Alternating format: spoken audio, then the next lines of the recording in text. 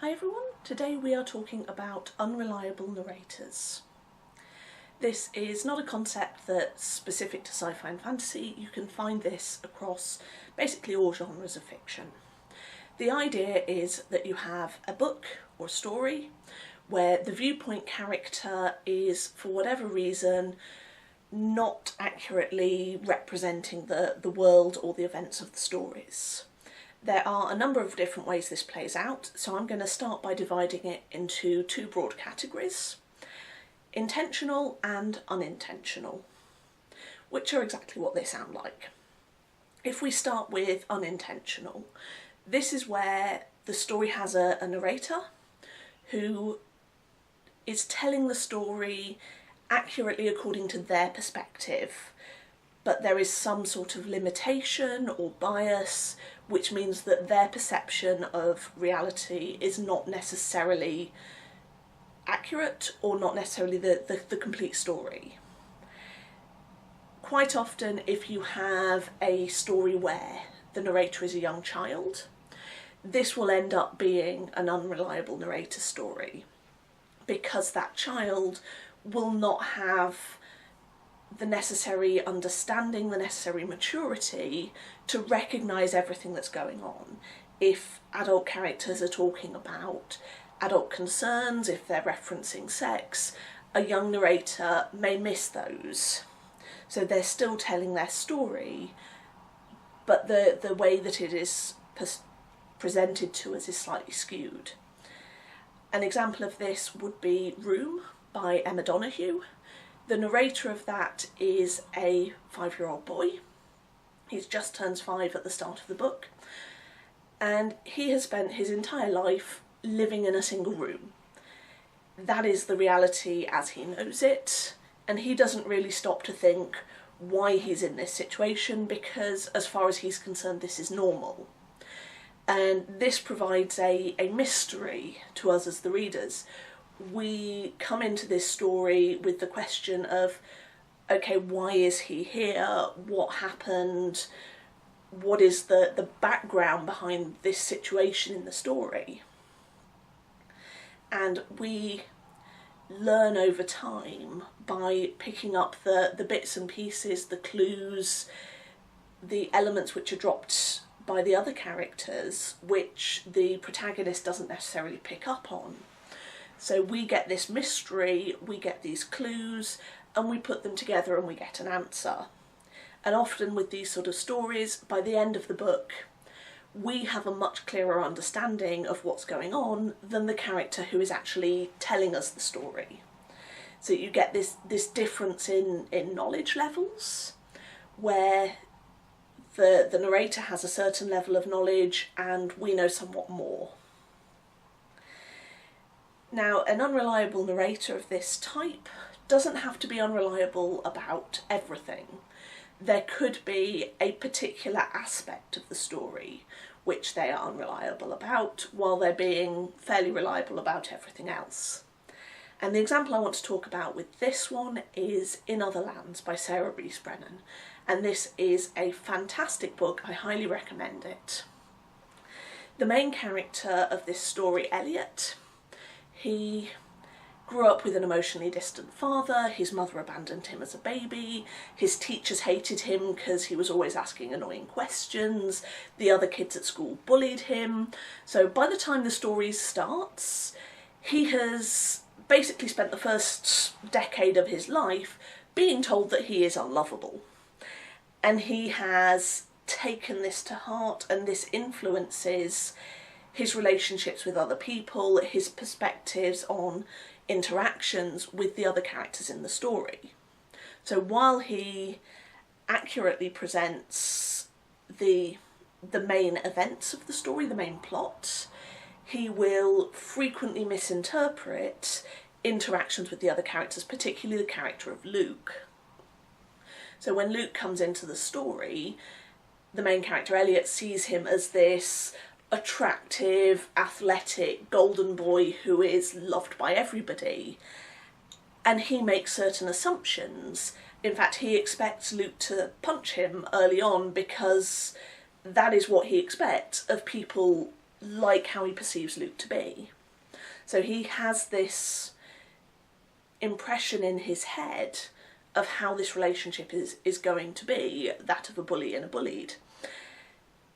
But through the story, the actual interactions with that character are very different, but we still have this bias in this perspective. Elliot still thinks somebody like Luke would never like somebody like him.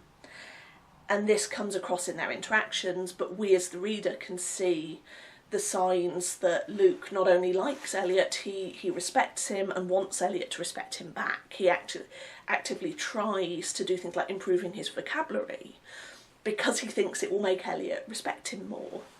So we have this difference between the relationship as Elliot sees it and the relationship as we see it as the readers. Again, there is this difference of knowledge where, because of the skewed perspective, Elliot sort of sees it one way, but we have a more broader understanding. We can come in and see things from a less biased perspective and understand it better. So with these types of unreliable narrator, often the unreliableness is there to give mystery, as in the room example, to drive the plot, or sometimes to give us a twist at the end when there is a revelation that the perspective was biased or that something was interpreted wrongly. And we will get that coming across in the climax of the book. The flip side of this, I said we were starting with two main categories. The flip side of this is the intentional type of unreliable narrator. And in this case, we get somebody who is telling us the story, but they are being deliberately deceptive, usually by missing out key information, but sometimes by outright lying to the reader. And the example I want to talk about with this is The Thief by Whalen Turner. The main character of this is Jen, or Eugenides. He is a thief, and he is constantly leaving out key context. So he's narrating the story to us as the reader, but he happens to miss out key information which is important for understanding what is actually going on. I'll start quite simply. At the start of the book, he is imprisoned because he made a drunken bet that he could go and steal a really important item, and he goes and steals it and then is immediately arrested because he made this very public bet, and he was bragging about how good a thief he was and how he could go and steal this thing no problem. So of course he's the number one suspect when the thing gets stolen.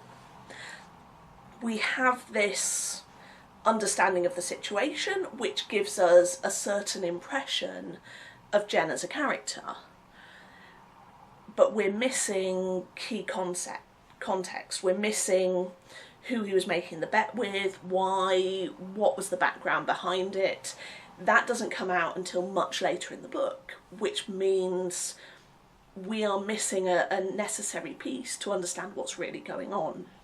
And this happens a lot. We get little bits and pieces through the story about Jen's background, but they come in like occasional jigsaw pieces, and we don't have enough of them to put them together and see the big picture until quite near the end.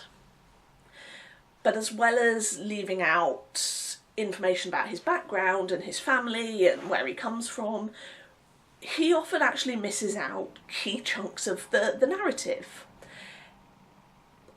This is going to be a little bit of a spoiler, but it's not a major one, and the revelation happens within a few chapters of the event. But if you are cautious about spoilers, you might want to skip the next 30 seconds or so. In one scene of the book, there is an offhand remark about how Jen likes to wear his hair in a braid because he can hide small items under the braid at the back of his head. A little while later on, there's an action scene. He gets separated slightly from the other characters, and then he comes back to those characters adjusting his braid.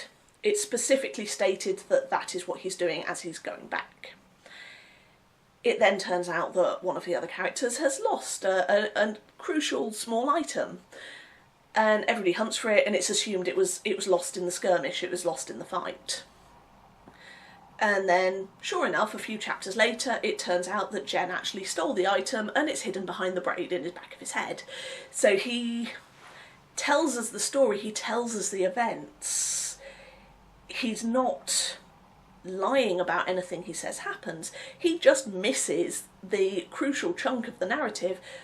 We don't actually see him saying, and then I went and stole this item and then I tied it behind my braid. He misses those steps out. We get a few clues, so it makes sense when the reveal happens, but he leaves out the actual action of that happening. And that happens in a few different places. He just leaves bits out and we're expected to work it out from context. So instead of, as with the first type of stories where the narrator has a certain level of knowledge and we have more, it's the opposite way round with these sort of stories. We know a certain amount of information and the narrator knows a lot more but just doesn't let on. And this can be used, as with Room, it can be used to create mystery, so we have questions to which the narrator has answers, they're just not telling us yet. But it's often used to create suspense. Another one, so this is going to be actually an important spoiler now, but for Six of Crows, the climax of that book, or towards the climax of the book, it looks like the plan is going horribly wrong, it looks like a character's defected, it looks like somebody's been recognised and they're about to be caught. It turns out that is actually the plan. So we see the events happening, but the narrator characters are leaving out the information that actually this was meant to happen, this was all part of the discussion.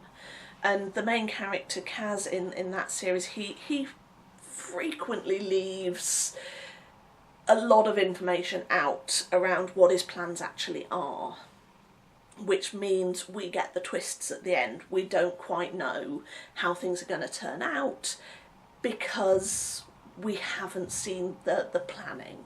We don't know if everything is going according to plan or everything's gone horribly wrong because he hasn't told us what the plan is. And this is quite a nice way to give you suspense in a story, but it's also something you have to be careful of, because if we're inside a character's head and they know what is going on, we need to feel that their reactions are genuine. If they are scared, if they are feeling that it's gone horribly wrong and then it turns out that actually everything was fine, that causes a bit of a disconnect. So you have to make sure that even when you're hiding things, it still feels genuine when you look back on it. It should make more sense on a second read through. When you go through, you might say, I didn't spot that clue the first time. It should all still make sense. If you read it back the second time and you're going, hang on, but given the thing we learn later, why are you reacting this way? Then that's not necessarily a good way of it being implemented.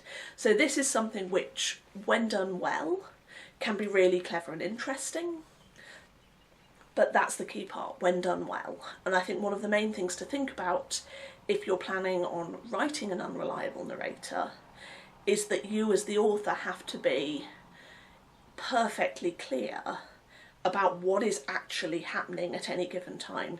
You have to know more than the reader, more than the characters. You have to be absolutely certain what's happening at any given point, so that when you choose to either provide that information or to conceal it, it all makes sense when it comes together at the end. So hopefully that was useful. If you like this video, please do hit the like button or subscribe for more. If you have any suggestions of topics you want to see me discuss in these videos, please leave a comment. If you are an author and you want to get in touch around an interview, drop me a message, and I will see you next time.